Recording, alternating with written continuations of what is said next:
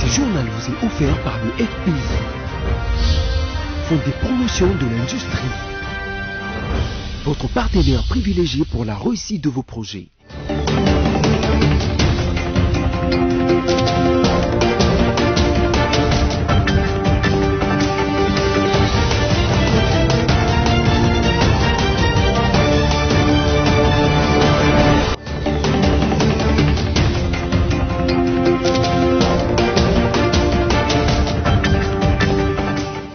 Mesdames, Messieurs, bienvenue à ce nouveau numéro du journal sur BSC Télévision. Voici tout de suite le sommaire. En marge du sommet de pays d'Afrique, de Caraïbes et du Pacifique ACP qui s'est tenu à Nairobi au Kenya, le ministre congolais de l'Industrie Julien Paluku a participé à la réunion et dialogue d'affaires des investisseurs des pays de l'ACP. Et puis, le docteur congolais Denis Mukwege, prix Nobel de la paix 2018, n'est pas encore satisfait de son prix dans la mesure où les tueries et viols n'ont pas cessé dans la partie orientale de la République démocratique du Congo. Il s'est ainsi exprimé à l'occasion de l'an 1 du prix Nobel de la paix 2018. Enfin, installation du chantier de la deuxième aile de Saut de Mouton au rond-point Sosimat, des embouteillages monstres s'annoncent déjà. Ce mercredi 11 décembre 2019, les conducteurs ont eu du mal à trouver la déviation aménagée par l'OVD sur l'avenue Bassoko.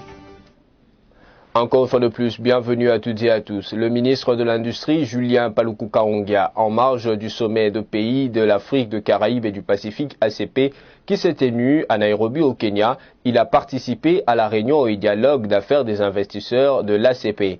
De quoi ont-ils parlé? Vous le saurez dans ce reportage signé Liévin Luzolo.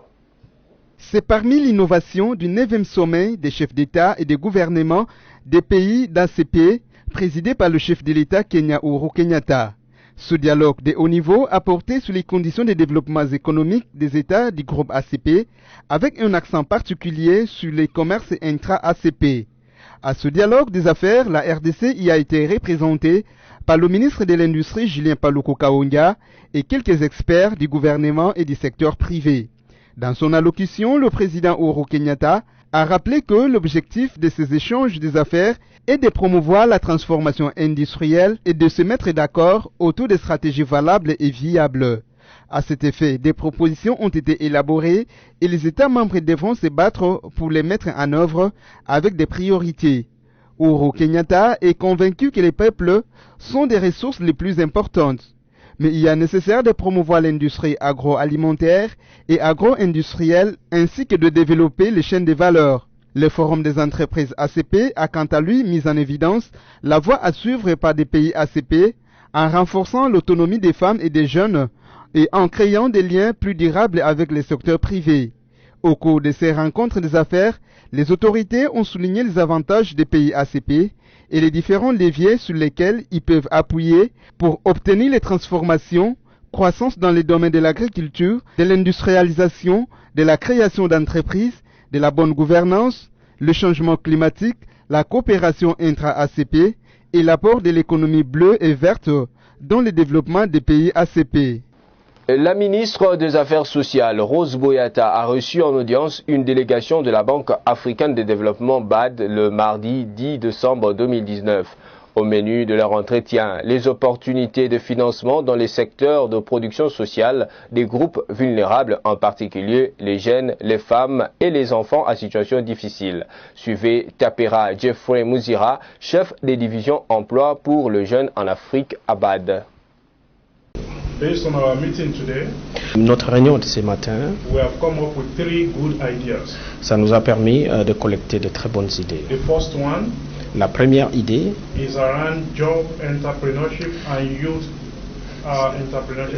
c'est au sujet de la mise en place de la création des centres d'entrepreneuriat des jeunes pour permettre la création de l'emploi pour les jeunes et les opportunités économiques également pour les jeunes et pour les femmes.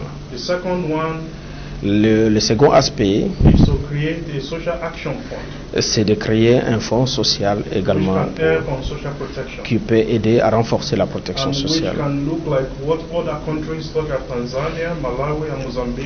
Et ceci, on peut le comparer, c'est par rapport à des expériences que nous avons faites dans d'autres pays comme la Tanzanie et le Malawi.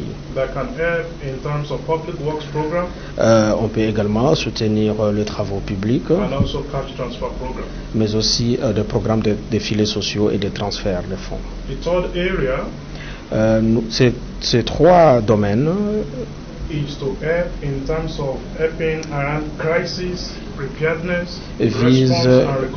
vise également à soutenir des programmes de lutte et de prévention des crises sanitaires. This will help us around the health crisis that Congo has been experiencing over the last decade. Dans le troisième aspect, nous allons essayer de soutenir le pays à renforcer son système de prévention des crises sanitaires. Tout à fait autre chose. Après 7 ans de service, Ignace Gata-Mavita quitte la mission permanente de la RDC auprès de l'ONU. Ces diplomates n'est plus le représentant permanent de la République démocratique du Congo auprès de l'Organisation des Nations Unies. Le gouvernement congolais a décidé de mettre fin à ses fonctions. Dans un message datant du 9 décembre 2019, la ministre d'État en charge des Affaires étrangères qui annonce la décision ne précise aucune raison de ce rappel définitif d'Ignace Gata-Mavita. Images et commentaires. Ambassadeur de la République démocratique du Congo auprès de l'Organisation des Nations Unies, Gata-Mavita Ignace a été démis de ses fonctions par le gouvernement congolais via la ministre des Affaires étrangères. À ce poste depuis 7 ans, Ignace Gata est rappelé au pays sans connaître les causes de cette démarche du gouvernement.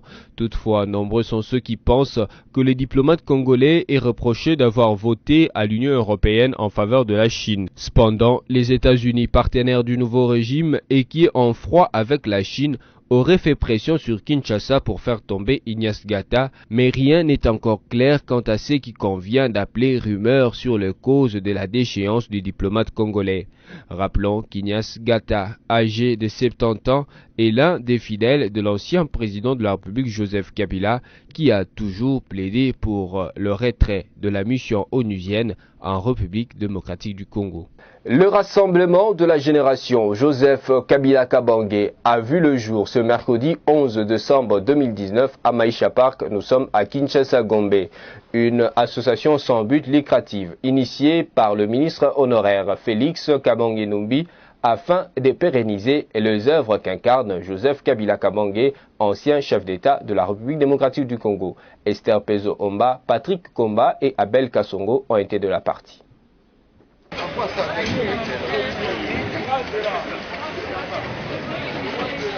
Dans le souci de pérenniser les œuvres et l'homme de Joseph Kabila Kabange, il a été lancé officiellement l'ASBEL, Rassemblement de la génération Joseph Kabila, ce mercredi 11 décembre 2019. Une association qui met en valeur ce qu'incarne Joseph Kabila Kabange, notamment le patriotisme, le nationalisme, l'humanisme et la passion du Congo. C'est dans une salle pleine comme un œuf de l'espace Maïcha Park que l'initiateur de l'ASBEL a donné le sens de leur action. Donc nous sommes là, une génération qui a travaillé avec cet homme, aux côtés du peuple congolais, et qui reconnaît en cet homme un certain nombre de valeurs. Un certain nombre de valeurs que nous voulons véhiculer, que nous voulons perpétrer au sein de cette nation congolaise. Et ces valeurs, c'est le patriotisme, c'est un nationalisme éclairé, parce que comme je vois que très souvent quand on parle de nationalisme, ça fait très peur. On pense que ce sont des gens qui s'organisent contre les intérêts étrangers. Non, c'est avoir des intérêts de tous, tous peuvent avoir des intérêts sur le sol congolais, mais si et seulement si les intérêts des Congolais sont garantis. C'est ça le nationalisme selon Joseph Kabila Kabange. C'est également cette lutte pour la souveraineté nationale, la lutte pour l'unité nationale, mais la gouvernance axée vers les intérêts du peuple. Et ça c'est le premier volet. Le deuxième volet, c'est un homme qui, malgré le contexte difficile dans lequel il a dirigé la RDC, n'a pas oublié la vision qu'il avait et qu'il a essayé de traduire par plusieurs projets. Voilà pourquoi au niveau du RGJK, nous disons que nous allons perpétrer justement cet esprit de transformation du Congo à travers des actions de proximité. Nous sommes à la fois un Ndou et un fact tank. Un Ndou tank parce que nous sommes une organisation pour réfléchir, une organisation pour travailler sur les idées et les opinions, mais un fact tank parce que nous pensons que c'est par les actions que nous pouvons faire pérenniser les œuvres ainsi que les valeurs de Joseph Kabila Kabange. Voilà le sens de notre mouvement. Félix Kabange Numbi a aussi invité tous ceux qui aiment Joseph Kabila ainsi que ses valeurs à les pérenniser. Tout Congolais qui veut, qui sent que tu peux ne pas aimer l'homme, c'est ce que je dis. L'homme, c'est Joseph Kabila. Il a ses qualités, il a ses défauts. Mais l'homme a incarné quelque chose d'assez spécial dans ce pays à travers ses valeurs. Et l'une des plus grandes valeurs, c'est cette alternance. J'ai dit qu'il n'y a pas de succès sans successeur. Au moins le seul président congolais qui a laissé un successeur pacifiquement, et lui, il reste en vie et son successeur est en vie, s'appelle Joseph Kabila Kabange. Tout Congolais est pris de paix, tout Congolais est pris de patriotisme, peut venir avec nous et nous marcherons ensemble pour transformer le vécu quotidien du Congo. Félix Kabange Numbi a aussi mis en garde tous ceux qui porteront atteinte à la personne de Joseph Kabila Kabange. La clôture de 16 jours d'activisme de lutte contre les violences faites aux femmes est intervenue le mardi 10 décembre 2019 à Kinshasa. Devant la ministre d'État en charge du genre, enfants et familles Béatrice Lomea Activité, les participants à cette rencontre ont convenu qu'il y a encore des défis à relever dans ce domaine. Retour sur cette activité dans ce reportage signé Esther Pezomba.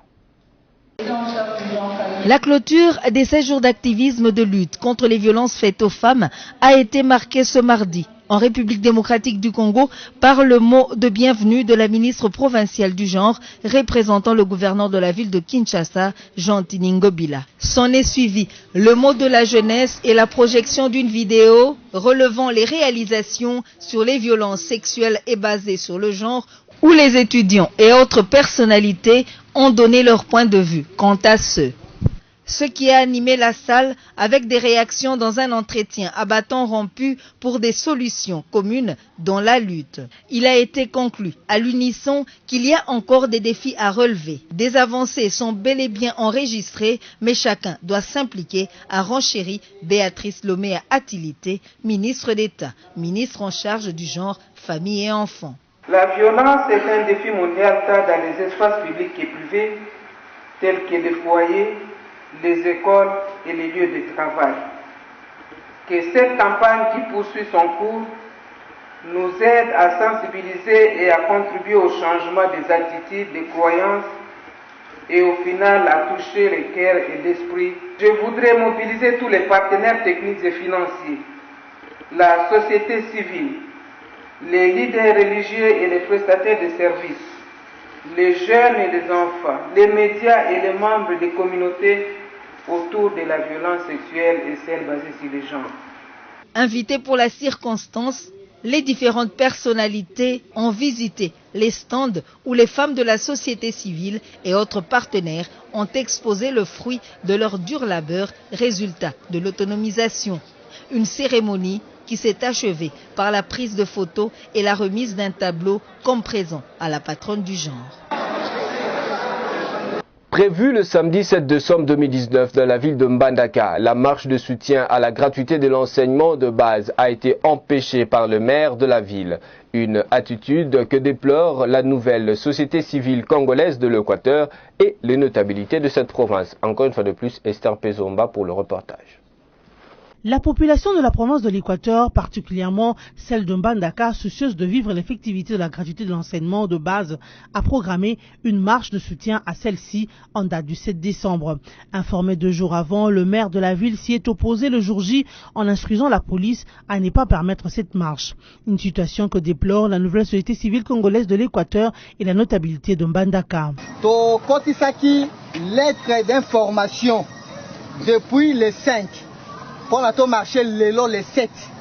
Mais à notre grande surprise, maire de la ville est Dada, Azolo Balobi non, Azala qui informé mais Awa, Tozan accusé de réception et à mairie. Awa, Nakanisi Missionnaire, ils allaient comme on a polélé.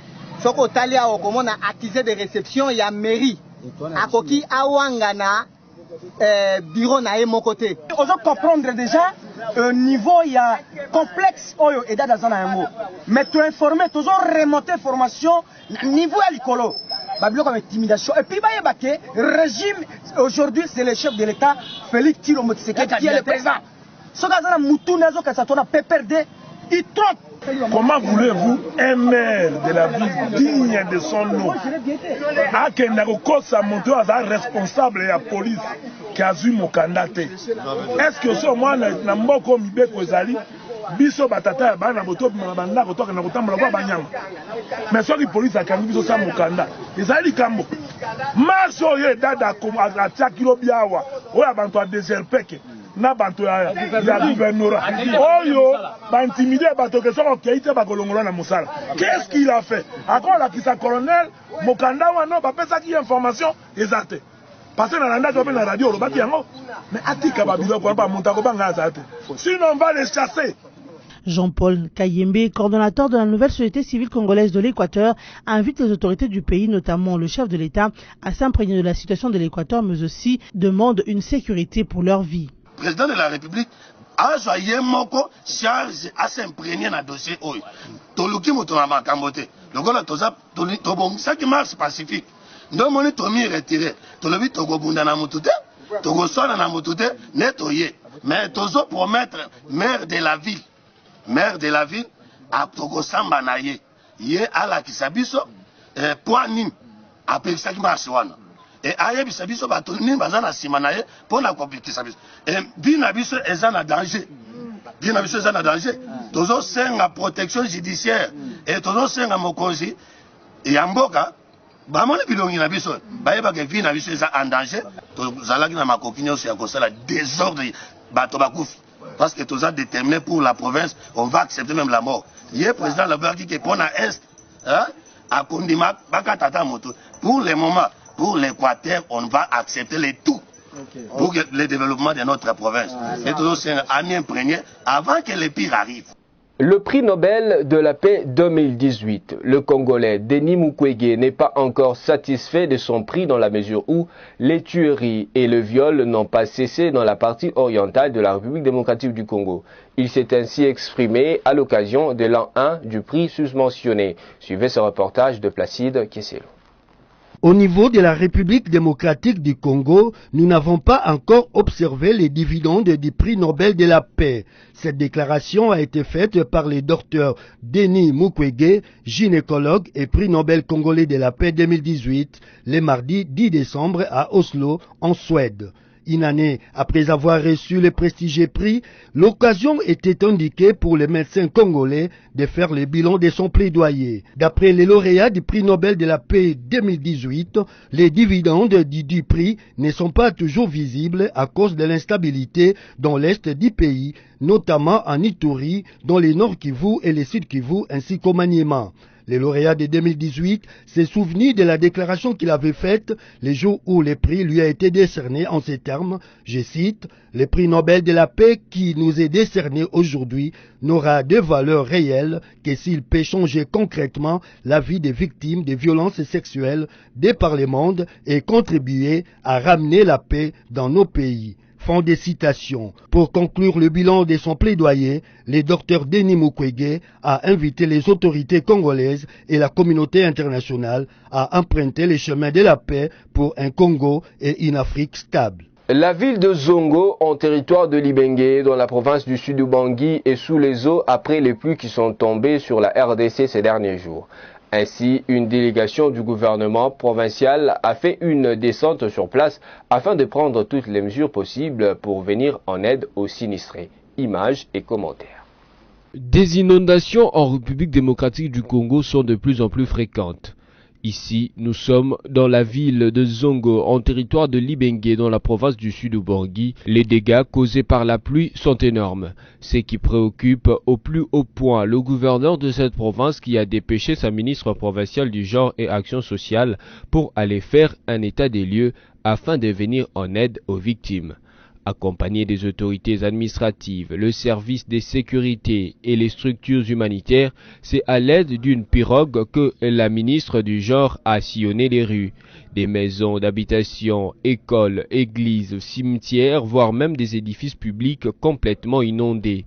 Vu l'urgence qui s'impose, la ministre provinciale Marie-Thérèse Totoa tire la sonnette d'alarme. Merci beaucoup. Le constat est très amer. Par rapport à ce qu'on avait pris comme rapport de loin, notre arrivée ici, vraiment, nous sommes pleins d'émotions. On ne peut pas comprendre tout un quartier vraiment inondé. Voilà la maison même qui est derrière moi là. Donc c'est vraiment ridicule. Hein. C'est vraiment très ridicule. Nous prions les autorités qui nous voient en image d'intervenir, surtout les autorités de Kinshasa, parce que la province ne saura pas, hein, franchement la province ne saura pas prendre tout ce monde-là en charge. Et vraiment il y a une urgence parce que bientôt il y aura aussi épidémie. Hein. Dans la maison on a vu des toilettes inondées. On ne peut pas seulement parler des sinistrés par rapport aux biens qu'ils ont perdus, mais on s'attend déjà à une épidémie. Franchement, on ne souhaite pas, mais avec tout ce qu'on a vu là, les matières fécales par-ci par-là, il y a risque d'épidémie. Nous implorons la communauté tant nationale qu'internationale d'intervenir dans un bref délai parce qu'il y a urgence. La population sinistrée appelle elle aussi à l'aide car l'heure est grave. Parce que vous êtes là et ensemble avec Madame la ministre de Gens, Famille, qui est à sa charge aussi les affaires humanitaires. Maintenant là, je pense que ce sont les images qui vont parler. La situation est alarmante. Ça nous dépasse. Ça dépasse même le niveau de la province. Alors nous demandons seulement à la communauté nationale et internationale et des hommes de bonne volonté qui puissent nous assister. L'heure n'est plus au discours. L'urgence s'impose. Qu'ils nous viennent en aide. Notez que la ministre provinciale Totoa Bété Marie-Thérèse a présidé une réunion de sécurité au cours de laquelle elle a mis en place un comité de crise pour continuer l'identification des victimes. En santé, dans le souci d'avoir un monde sans VIH-Sida, l'Organisation mondiale de la santé OMS, en étroite collaboration avec ses partenaires, poursuit son combat afin de mettre fin au VIH-Sida d'ici 2030. Tel est l'objectif assigné par cette instance humanitaire pour agir contre la menace de la résistance du VIH aux médicaments antirétroviraux. Strin Xulambi Mukenge. Étant donné que le VIH-Sida demeure un problème majeur de santé publique et une importante cause des décès dans la région africaine, l'Organisation mondiale de la santé OMS poursuit son combat pour un monde sans sida. Conscient du poids des enjeux et défis, cette instance humanitaire, en étroite collaboration avec ses partenaires, envisage mettre fin au VIH-Sida d'ici 2030. Ce, à travers de nombreuses investigations afin d'agir contre la menace de la résistance du VIH aux médicaments. C'est pour cette raison, l'OMS publie de nouvelles lignes directrices ou cadres d'action dans la région africaine afin d'éliminer cette maladie meurtrière autour des traitements antirétroviraux, dans la nécessité d'étendre la riposte pour atteindre l'objectif visant à éradiquer le VIH-Sida en tant que menace pour la santé publique. OMS prépare la mise en œuvre rapide d'interventions de prévention et des traitements du VIH dans les jours à venir. Face à la résistance de ces virus mortels, à côté d'importants progrès réalisés dans la riposte, l'OMS s'engage à mettre en circulation d'autres produits efficaces qui auront l'accès non seulement à la thérapie antirétrovirale, mais aussi pour la neutralisation totale du virus d'ici 2030.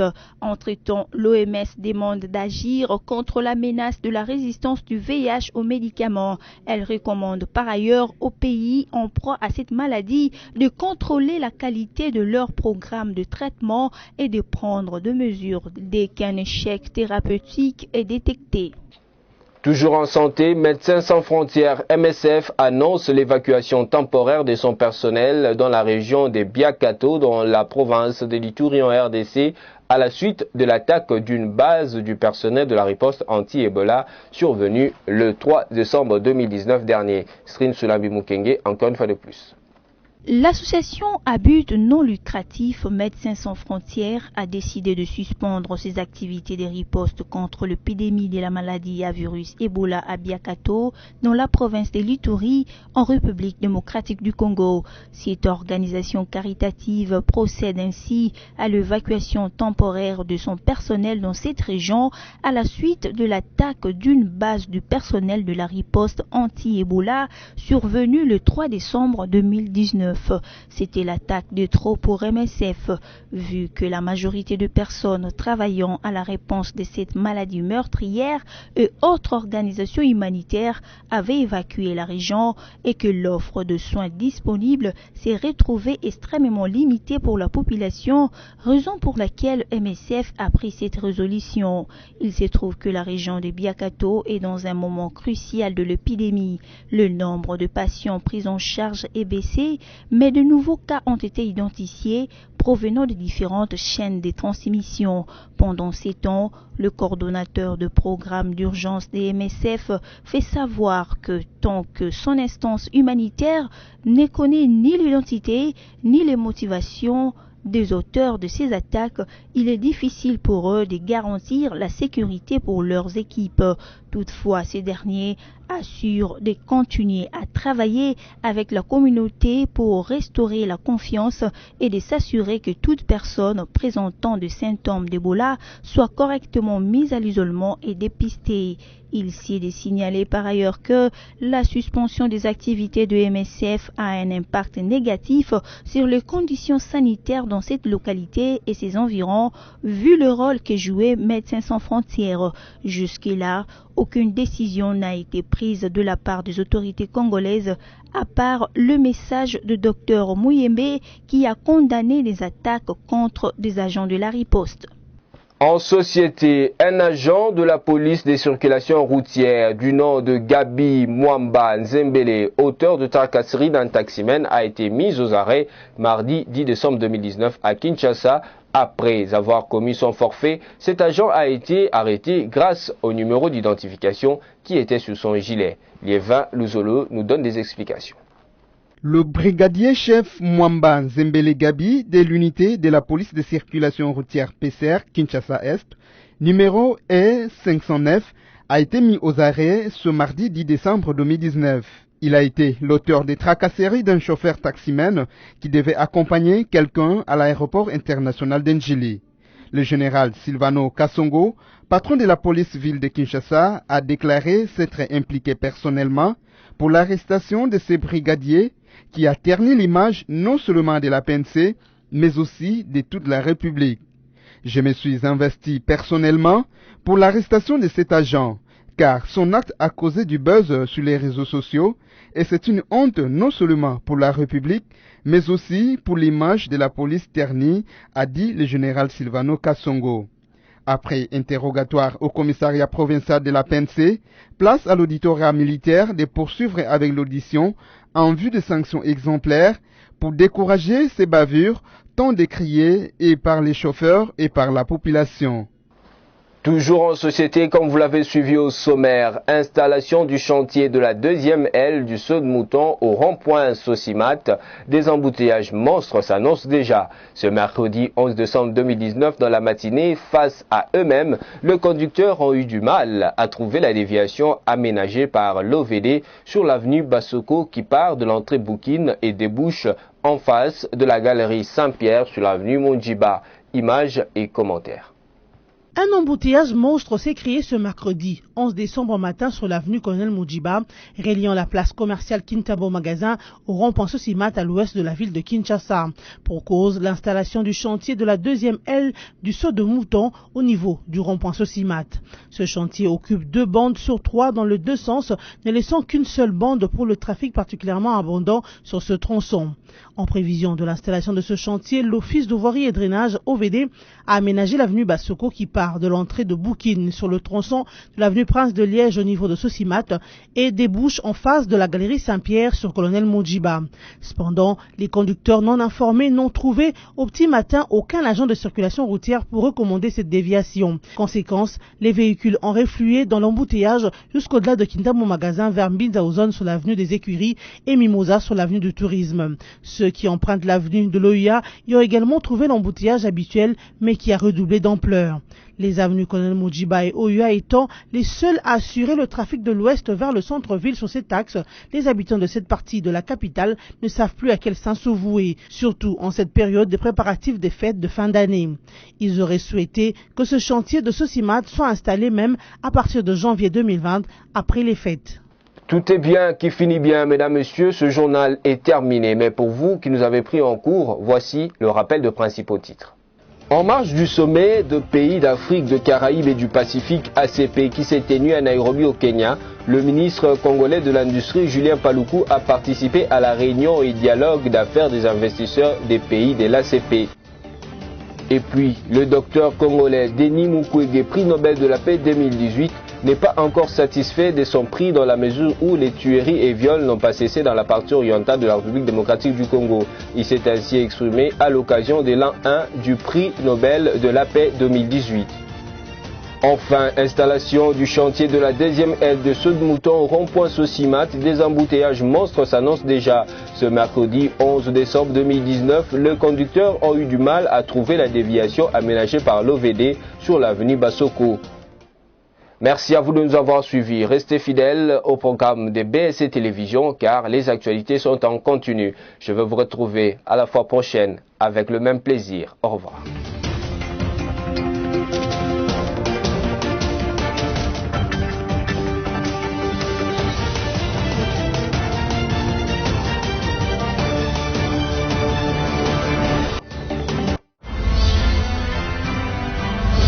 Ce journal vous a été offert par le FPI, Fonds des promotions de l'industrie, votre partenaire privilégié pour la réussite de vos projets.